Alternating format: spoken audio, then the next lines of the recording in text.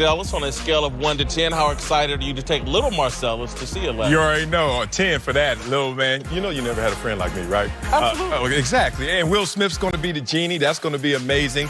It's going to be live action, not cartoon. So that's going to be exciting to see it in a different version. Fun for it. All right, great. Let's move on. Brian Cox and Bucky Brooks are back.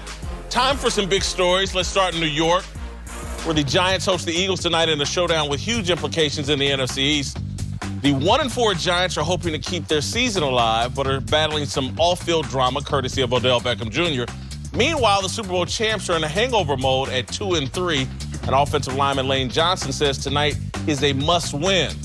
Marcellus, who's the more desperate tonight, Giants or Eagles? Oh, it's the Giants. Absolutely. You talk about a team that doesn't have a championship core to have confidence. This is this Giants bunch. Only 2 players on the roster even have the Super Bowl ring from the Eli Manning years. That's Eli.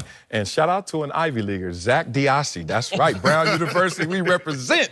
Everybody else, y'all bums. Y'all didn't win a Super Bowl with the Giants. But let's talk about that confidence that comes from an Eagles team. Even if they lose to the Giants, the Eagles are sitting there saying, championship material still here. Hey, we're in a weak division. We can overcome. But if the Giants lose, they start to crumble, especially with all the heat and criticism that's coming their way and inspiration, maybe you want to call, from Odell Beckham Jr. Yeah, this is must-win for the Giants bunch. Pat Shurmur in his first year, I just don't see a lot of pressure on the Giants. No expectations coming into the season.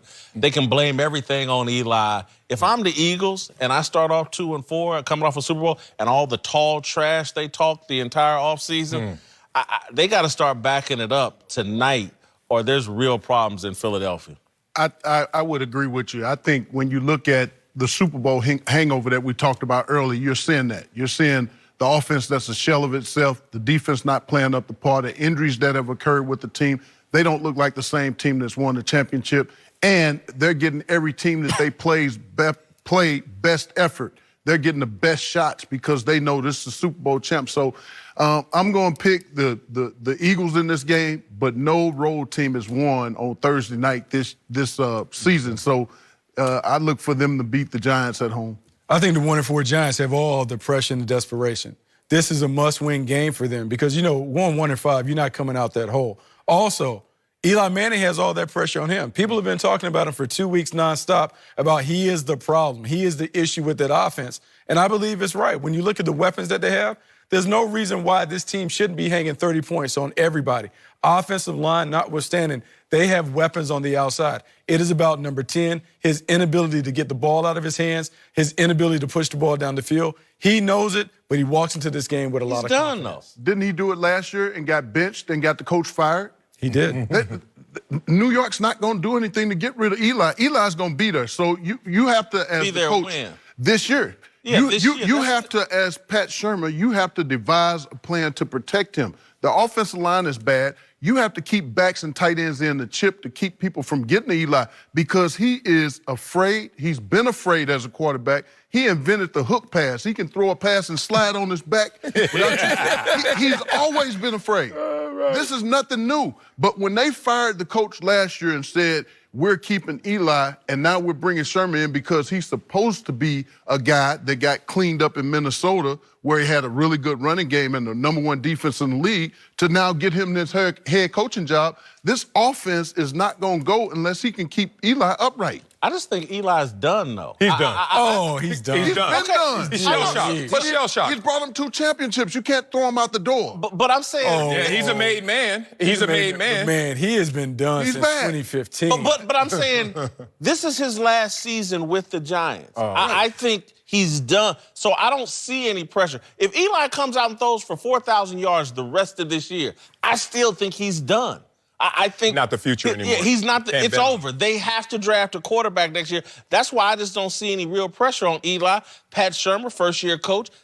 Everybody, Odell, the whole entire organization can blame everything that happens this season on Eli Manning. But at the same time, if you're Eli Manning, you're maybe auditioning for your next opportunity if you don't retire, so there's pressure on you. The broadcast booth? That's his next opportunity. He doesn't have to audition for that. Yeah. That is Eli Manning. He's getting that job, right? And then you got to think about Odell putting all the pressure on this team. There's some individuals out there who are highly motivated to start getting this on we track. got to move on. I got to multitask here. Lucine, come in and help me here. I got to get in character for our next topic. She's going to help me with my wig while I read this. To another big NFL matchup. Oh, you stole that. Yeah. Sunday. No, we got to put this on first. Sunday night showdown between Pat Mahomes' Chiefs and Tom Brady's Patriots. Brady took a little shot. We're good, Lucine. We got to put this on. Took a little shot at Pat Mahomes earlier this week. But Bill Belichick has had nothing but great things to say about the hot QB, who has been unstoppable this season. But the praise could just be a Belichick mind game, because since the Gillette Stadium opened in 2002, quarterbacks under the age of 25 are just 1-41 against Belichick's Patriots. The one winner, my guy Colin Kaepernick. Yeah. Hey. All right, Marcellus. Yes, sir. Do you think Belichick will humble Mahomes tonight, Sunday night? No, not at all. If Kaepernick stole his fro, you know you stole that. I'm let you know. You look amazing. No, he won't humble Mahomes. As Trent Dilfer always says, you can't defend the perfect pass, man. And there are more times than not, he throws the perfect pass at the perfect timing, perfect anticipation into the great coverage that's set up by Andy Reid, the genius, and all these weapons. I'm just going to lay this out simply for people. Last year, this team was good, and they walked into New England week 1 and spanked them boys. It was 42-27. They had Alex Smith. And then they had every other weapon that they have now, except now they have Sammy Watkins. Okay, so there's a better offense on paper and a better quarterback. And you spanked this same team last year. Chances are you're going to have some success against them this year. I don't think he gets humbled. I'm going to be quick because I want to hear from Brian. He's coached with the Patriots, or he's a Bill Belichick robot. I want to hear what you have to say. I'm nervous. I got to be honest. The numbers scream Bill Belichick has held on young quarterbacks.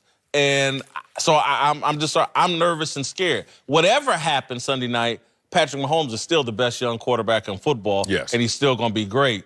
But I am a little scared of Bill Belichick. Well, to Marcellus' point, when you look at the number of points that they hung up last year, they got the same surrounding cast around Mahomes. I'm going to give some love to Eric Bieniemy because everybody's talking about Andy Reid, but Eric Bieniemy was the running back coach that they made the offense coordinator. Andy Reid is working more in hand with Patrick Mahomes, but Bieniemy sees the run game as well as the pass game, and he's been able to mix it up. You see him and Andy Reid having dialogue on the sideline, but you see Bieniemy making the calls. I think that he's infused a little bit more into this offense because he knows the run game as the running back coach, and they're more run-minded, but he's come up with some plays that have been outstanding. I'm saying that Kansas City's winning Sunday night. I'm glad you gave a shout-out to Eric Bieniemy because I was planning to do so because he doesn't get enough credit. Everyone is talking about Andy Reid and what Andy Reid has done.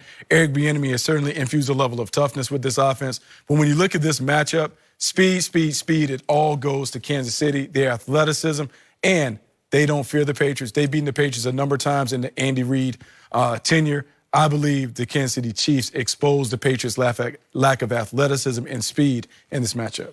You don't think there's anything to this? I mean, Bill Belichick is dominant against quarterbacks under 25. And he does it, but he doesn't have the horses that can match it with all the speed elements. The only way I can see the Patriots doing this is if they use their offense to be their best defense, meaning they play turtle pace on offense.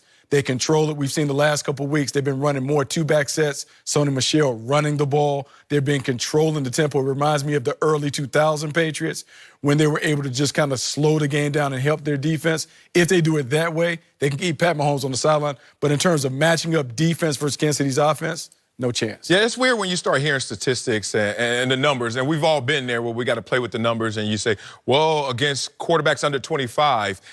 But if you're a quarterback facing the Patriots under 25, it has no effect because, one, that's not me, and two, no defense is better based on my age. Like, it's based on my performance. So I don't see too many quarterbacks under 25 that shows the same talent level, skill set, moxie as a Patrick Mahomes. So if I'm Patrick Mahomes, I'm not dissuaded by that. There's not things Belichick can do that confuse a young quarterback. He can do some things to confuse, but, you know, to Bucky's point, how you going to match up with Kelsey? Both McCarty brothers are too slow to cover him, so you're going to have to double team him. And then that leaves Tyreek Hill. I don't know if Sammy Watkins going to play with the hamstring injury or whatnot, but they have speed, whether it's Conley or whoever they bring in. They got speed at all positions. If you double team Kansas City's two best weapons, your ones or threes can't cover their other receiver and running back. Yeah, they got Black Mamba out there, fourth receiver, man. Come on, man. They got something at every position. Thank you, Brian, Bucky, and Lucy. All right, coming up, Kevin Love says you have to be a follower to play alongside LeBron James. Dante Jones would tell us what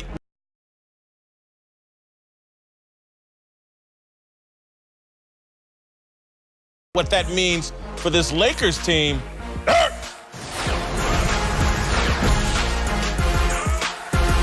No job, no family, just walk away. It's my #1 fantasy. #1